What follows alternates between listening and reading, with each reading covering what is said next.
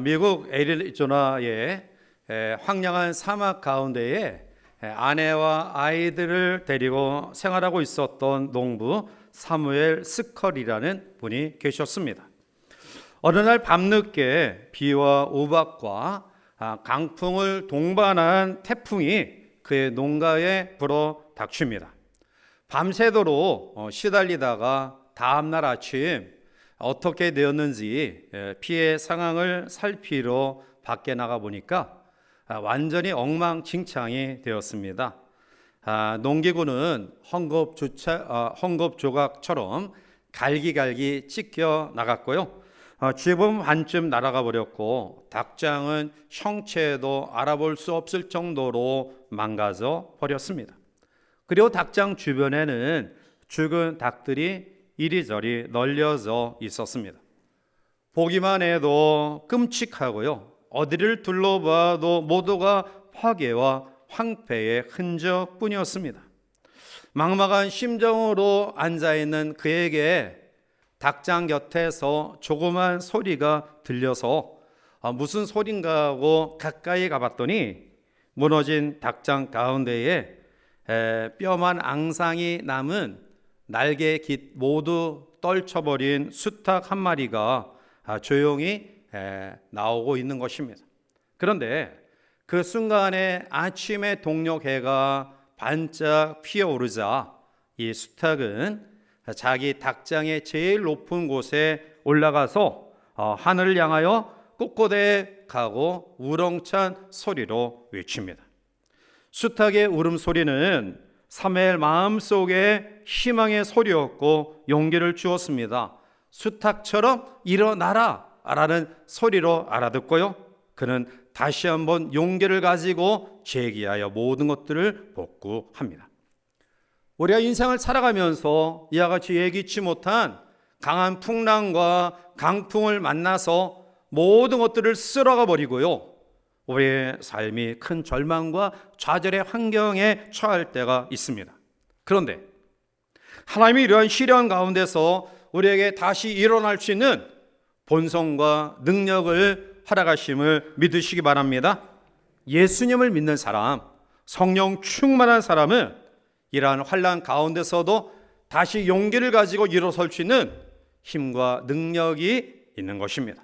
주님은 십자가에 달려 돌아가셨지만 3일 만에 부활하셔서 우리에게 생명의 주가 되셨습니다. 고린도전서 15장 55절에 사망아 너의 승리가 어디 있느냐, 사망아 내가 쏘는 것이 어디 있느냐라고 말합니다. 혹시 여러분 가운데 이 수탉처럼 너무 처절한 고통으로 뼈만 앙상이 남은 날개를 가지고 살지는 않습니까?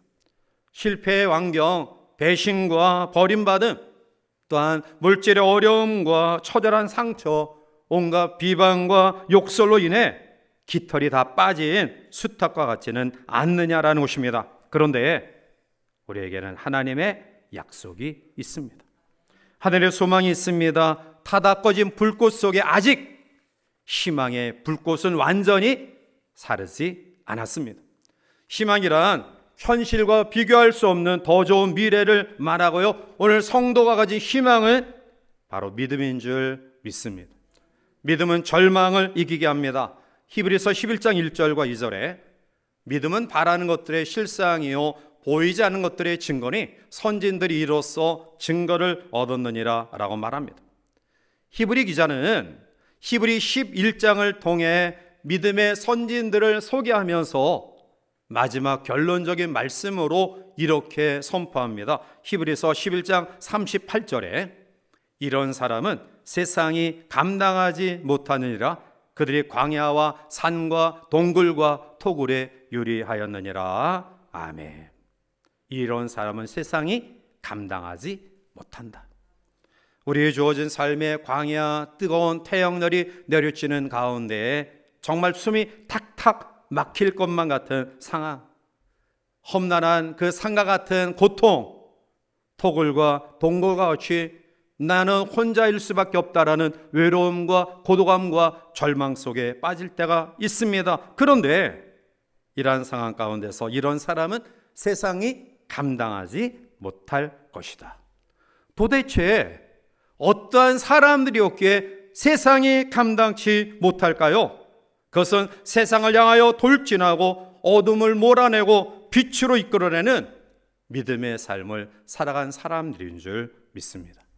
오늘 본문의 배경은 에베소에서 부흥을 일으킨 바울을 시기하는 마음으로 대적하여 소란을 일으켜서 그에게 위해를 가하려고 했지만 오히려 하나님은 믿음의 사람 바울을 지키시고 인도하시는 그러한 역사를 본문에서 보여주고 있습니다.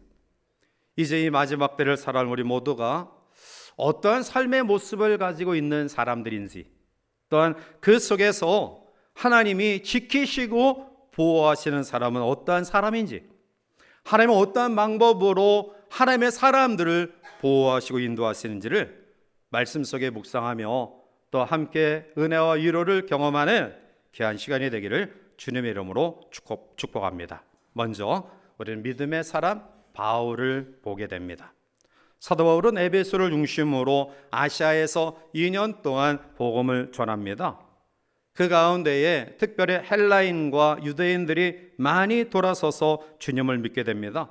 하나님이 바울에게 어떠한 능력을 하게 하셨는지, 심지어 바울의 몸에 걸쳤던 옷이나 손수건을 가져다가 병자의 몸에 올려두면 그 병자가 낫는 기적이 나타나요. 여러 악기들이 쫓겨납니다. 이 일로 인하여 그 시에 있는 마술사들이 깜짝 놀라요. 그러면서 사도행전 19장 15절에 보면 악기 들린 자들에게 예수님의 이름을 도용해서 내가 바울이 전파하는 예수의 이름으로 명한다. 하나님을 알지 못하는 마술사들이 예수님의 이름을 도용해서 그렇게 외쳐요. 심지어 제사장의 스게와의 아들 7 아들도 이 일을 행해요. 동일하게 예수님의 이름을 도용해서 바울의 복음을 도용해서 악기 들린 사람에게 선포했는데요. 그런데 악기 들린 사람이 이야기해. 야, 나는 예수도 알고 바울도 아는데 도대체 네가 누구냐? 네가 누구길래 예수와 바울의 이름을 도용해서 이렇게 이야기하느냐? 오히려 이 제사장의 아들들을 짓눌러서 결국은 도망가는 그러한 희롱을 경험하기도 해요. 에베소에 사는 사람들이 바울의 복음의 전도를 통해 바로 예수님을 영접하게 돼요. 사실 에베소라는 도시는 항구 도시예요. 무역 도시로서 많은 사람들이 오가는 그러한 항구 무역 도시로서 경제적으로 굉장히 부유한 도시예요. 거기에다가 결국 각 지역에 있는 사람들이 자기들이 섬기는 신을 가지고 와서 같이 교류하다 보니까 에베소서에는 여러 다양한 신들이 있었고요. 그 신들을 섬기며 더욱더 사회적 병폐들이 가중되었어요. 이러한 가운데 에베소 사람들이 정치적으로 경제적으로 에베소가 중심의 역할에서 밀려나는 것을 염려해서 지금까지 섬겨왔던 아데미 여신을 더 열심히 섬기는 과정 속에 있었어요. 아데미는 풍요의 여신으로서 모든 생축의 생산을 가름하는 그런 신으로 그들이 섬깁니다. 이 아데미 신전은 대리석으로 지어졌는데요. 그런데 이 아데미 신전을 무려 120년간 걸쳐서 건축했다고 해요. 이 규모가 얼마나 크냐 하면 파르테논 신전보다 4배나 크고요.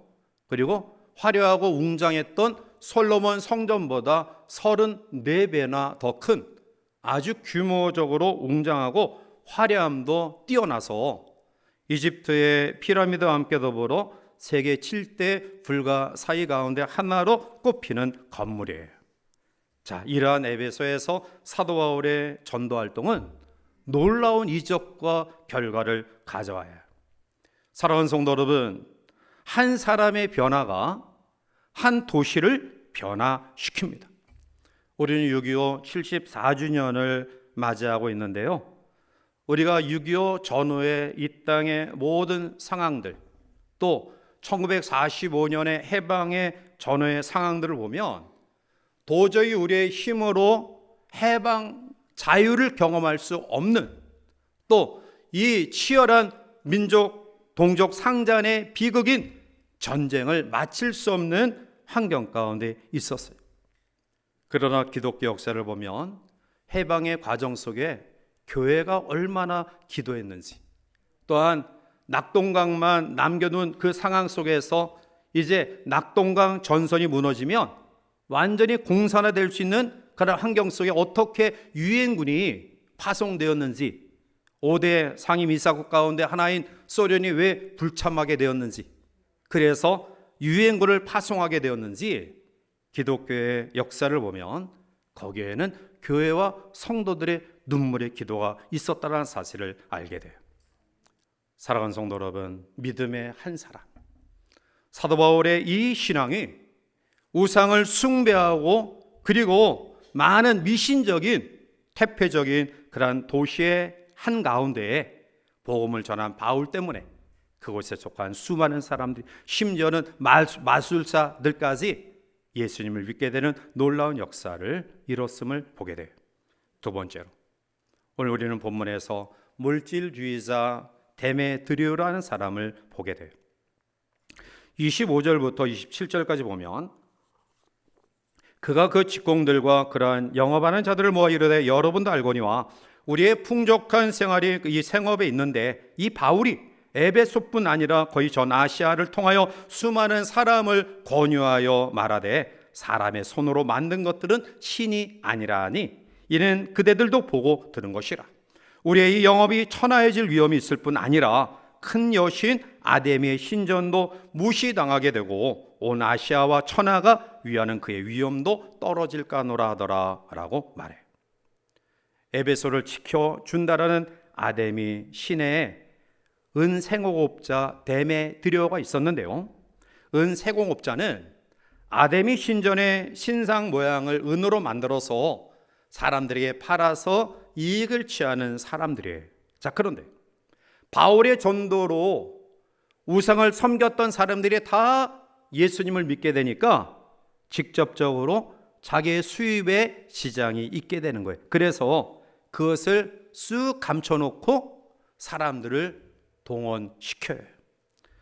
예수님이 12제자를 부르시고 그들에게 능력 주고 그리고 하나님의 복음을 전하라고 파송하는 가운데 마태복음 10장 7절과 8절을 보면 가면서 전파하여 말하되 천국이 가까이 왔다 하고 병든 자를 고치며 죽은 자를 살리며 나병한 자를 깨끗하게 하며 귀신을 쫓아내되 너희가 거저 받았으니 거저 주라 라고 말해요.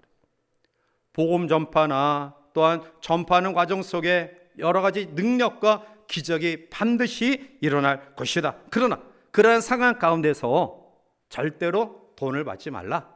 거저 받았으니, 은혜를 너희도 거저 받았으니 거저 주라고 말씀하신 거예요. 교회 역사를 보면 교회가 돈과 권력에 밀착될 때는 여지없이 타락했어요. 예수님 당시에 성전에 장사꾼들이 가득하니까 주님이 회초리를 통해서 상을 뒤엎으시고 그들을 쫓아내시면서 왜 만민이 기도하는 집을 강도의 구렬로 만드느냐라고 책망하셨습니다. 중세시대의 천주교도 결국 타락의 원인이 교회가 돈을 밝혔기 때문에 그래요. 면죄부를 팔아서 구원의 증표로 파는 매매의 행태가 가득했어요. 돈을 벌기 위해 혈안이 된 성직자들 때문에 진리가 왜곡되고 복음이 변질되었어요. 교회는 마땅히 자랑스럽게 여겨야 될 십자가의 복음을 부끄러워하기 시작합니다. 그런데 그것이 중세 때만 국한된 것일까요?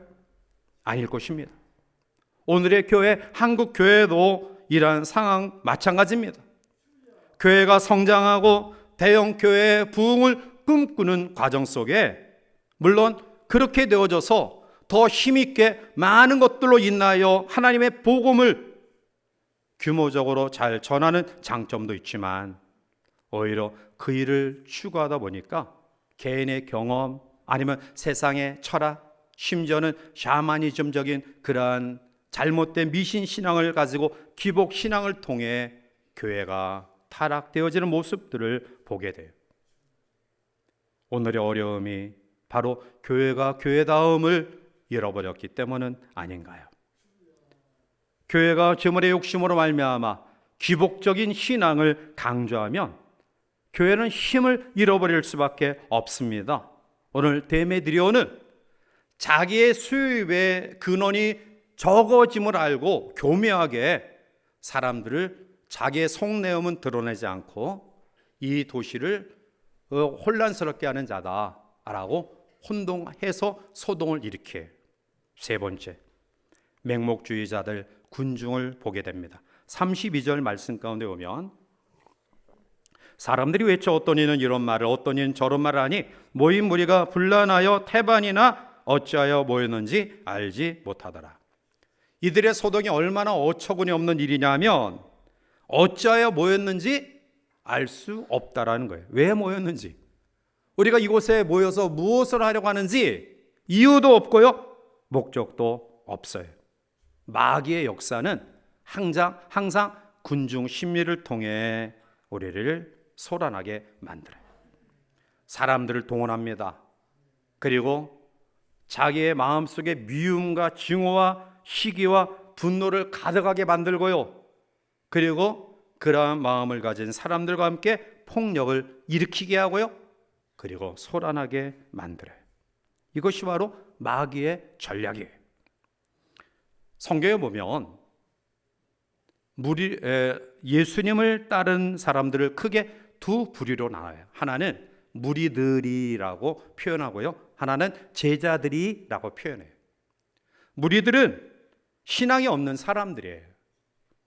오병이어의 역사를 보고 또 먹을 것이 없나라고 먹을 것을 말하고 따라다니던 사람, 치유와 여러 가지 기적을 보면서 혹시 그런 기적과 또 그런 능력이 나에게 있지 않을까? 그런데 그들은 예수님의 십자가의 고난과 죽음을 이야기하자 다 떠나버려요. 현대사회는 많은 부류의 사람들이 군중 심리에 좌우돼요. 좋은 말로 말하면 여론이고요, 나쁘게 말하면 포퓰리즘이에요. 정치인들은 어떻게 해서든지 군중들을 선동하려고 거리로 나와요. 아니, 국회의원들이 국회에서 정치를 해야지 왜 거리에 나와서 정치를 합니까? 오늘날 우리나라의 제일 큰 문제는 선동 정치예요. 무엇이 나라를 위한 것인가, 무엇이 옳고 바른 것인가를 판단하는 기준을 여론으로 판단해요. 많은 사람들이 모여서 시위하는 것으로 기준을 삼는 안타까움을 우리가 보게 돼요.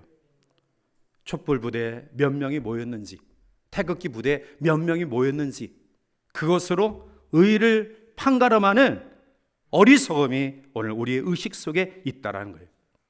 여러분, 많은 사람이 모였다고 해서 그것이 바른 것은 아니에요. 왜냐하면 우리가 이 사회의 여러 가지 상황을 보면 사람들의 옳고 그름은 자기 이익의 기준에 따라서 판단하고 행동하기 때문에 사람들이 많이 모인다? 사람들이 목숨 걸고 추정한다? 그것이 옳다? 이것은 아니라는 거예요. 적어도 성도는 하나님 앞에 이것이 옳은가? 이것이 그른가? 이것이 우리의 삶과 가정과 자녀들을 살리는 하나님의 뜻인가? 아니면 하나님을 반역하는, 대적하는 행인가? 이것을 깊이 기억하며 판단해야 돼요. 사람들의 의식 없이 오늘 에베소의 사람들이 왜 모였는지, 무엇 때문에 모였는지 알 수 없는 군중 심리에 휩쓸리는 어리석음이 우리 가운데 있어서는 안 됩니다. 그런데 이러한 상황 속에 하나님이 일을 하기 시작하셔요. 우리는 하나님의 섭리를 보게 돼요. 이러한 소동 가운데에 시위가 극에 달하자 서기장이 나서요. 이 서기장은 어떠한 사람이냐 하면 본토 출신의 관리로서 이 지역 담당 안에 모든 소요 사태를 미연에 방지하고 또한 여기에 대한 책임을 지고 있는 사람들이에요. 로마가 여러 지역을 섭렵하고 통치하면서 많은 자유권을 부여하지만 로마 정부가 가장 강력하게 징치했던 것은 소요였어요. 사태가 일어나면 가차없이 총독이나 아니면 왕이나 분봉왕이나 아니면 그 지역의 지도자들을 가차없이 잘랐어요. 그러니 서기장이 염려가 된 거예요. 이 소요가 앞으로 에베소시에 어떠한 파장이 일어날까? 35절에 보니까 서기장이 무리를 진정시키고 이르되 에베소 사람들아, 에베소시가 큰 아데미와 제우스에게서 내려온 우상의 신전지기가 된 줄을 누가 알지 못하겠느냐. 즉 에베소 사람들이 섬기는 아데미, 제우스의 신전지기다. 이 신전지기라는 의미는 신전과 신을 섬기는 의식을 담당하는 수호자다. 즉 풍요의 신을 통해 이 도시와 주변의 모든 그런 나라들의 풍요로움을 너희들이 앞장서서 지금 감당하고 있는 정말 소중한 일을 하고 있는 사람들이다 라고 그들의 자존심을 먼저 세워줘요. 그리고 나서 이것은 옳은 게 아니다.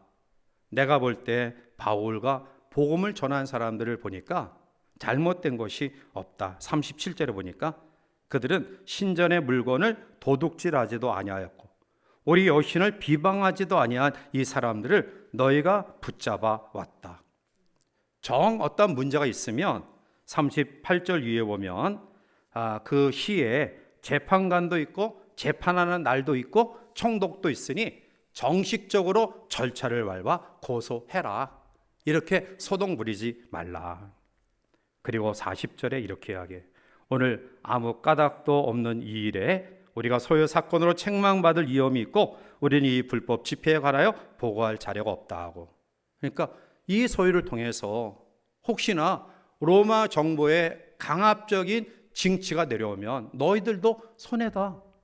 내가 보니까 이들에게 불법의 요소가 전혀 없다. 그러니 이 소요를 중단하라. 41절 말씀 가운데 보면 그 모임을 흩어지게 하니라 말씀. 결론적으로 데메드리오의 이 소란 음모, 이 모든 것들은 이제 실패로 끝나고 말아요. 어느 시대나 불법 집회는 공인받지 못하고요, 하나님이 이러한 것들을 잘 내게 하지 않아요. 반드시 어떠한 선악간의 심판을 하십니다. 사랑하는 성도 여러분, 오늘 서기장은 바울과 상관이 없는 사람이에요. 바울과 전혀 관계하지 않은 사람이고요, 그는 믿음의 사람도 아니에요. 그런데 바울을 도와줘요. 오히려 서기장을 통해서 바울이 나서지 않았는데 그 소요가 진압이 돼요. 사랑하는 성도 여러분, 오늘 여러분 가운데 어떤 어려움 가운데 처했습니까? 혹독한 시험과 시련으로 모든 것이 무너지고 황폐해졌습니까? 도저히 회복할 수 없다라는 절망에 혹시 빠져있는 분 우리 가운데 계시지 않습니까? 시편 57편 8절에 내 영광아 깰지어다, 비파야 수금아 깰지어다, 내가 새벽을 깨우리로다. 폭삭망한 절망의 위기에서 동편에서 아침 해가 떠오르자 새벽 날개를 친 수탉처럼 주님께 부르짖어 기도하시기를 바랍니다. 하나님은 우리가 알 수 없는 사람들을 동원해서 환경을 통해서 우리의 위기를 극복하게 하실 줄 믿습니다. 육신의 질병으로 아파하는 자에게 하나님께서 의료진들을 붙여주시고 좋은 약들을 허락하실 줄 믿습니다. 사람 때문에 여러분들이 계획했던 진로가 막힌 사람들이 있다한다면 하나님께서 그 마음을 활짝 열어 주셔서 우리를 방해하던 마음들을 활짝 열어주실 줄 믿습니다. 우리의 자녀들, 내 뜻대로 되어지지 아니하는 그러한 상황 가운데 있는 사람들, 그래서 자녀들 인하여 눈물을 흘려 기도하는 부모님들이 계시다고 한다면 하나님께서 여러분들이 기도에 응답하셔서 우리의 자녀들을 믿음으로 변화시켜 주실 것이고요, 그들을 통해 하나님이 이루고자 하신 일들을 아름답게 선하게 이뤄갈 수 있도록 역사하실 줄 믿습니다. 이 한 주간 여전히 우리의 삶에 많은 아픔과 힘듦이 있지만 믿음의 사람 바울과 함께했던 하나님의 섭리가 저 여러분 가운데 충만히 임해서 하나님께서 우리에게 허락하신 이 놀라운 축복과 은혜를, 내가 상상할 수 없는 은혜를 통해서 다시 한번 우리에게 주어진 한 주간의 삶을 믿음으로 승리하는, 하나님께 영광 돌리는 우리 모든 성도 되시기를 주님의 이름으로 간절히 축원해 드립니다. 기도하시겠습니다.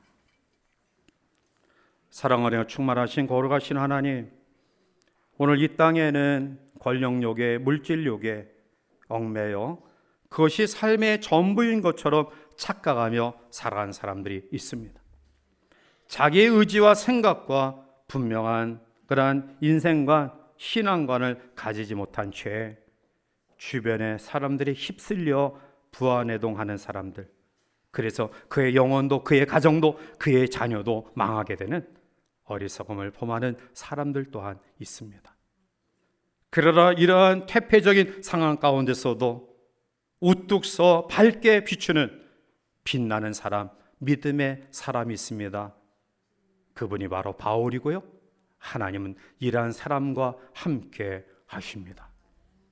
우리들 가운데 영혼신에 어떤 문제로 아파하고 힘들어하는지 주님은 아실 줄 믿사오니 믿음의 우리 귀한 성도들의 모든 부분들을 주께서 어루만져 주시고 우리가 지금까지 믿음으로 살아오며 하나님을 섬기는 아름다운 신앙으로 무정한 아름다운 신앙을 주께서 보시고 사람을 변화시키며 환경을 변화시키며 우리에게 돕는 손길을 더하시며 우리에게 예상 밖의 놀라운 일들을 허락해 주셔서 믿음으로 사는 삶이 얼마나 복되고 아름다운 삶인가를 체험하는 우리 모두가 될 수 있도록 축복하여 주시옵소서. 예수님의 이름으로 기도하옵나이다. 아멘.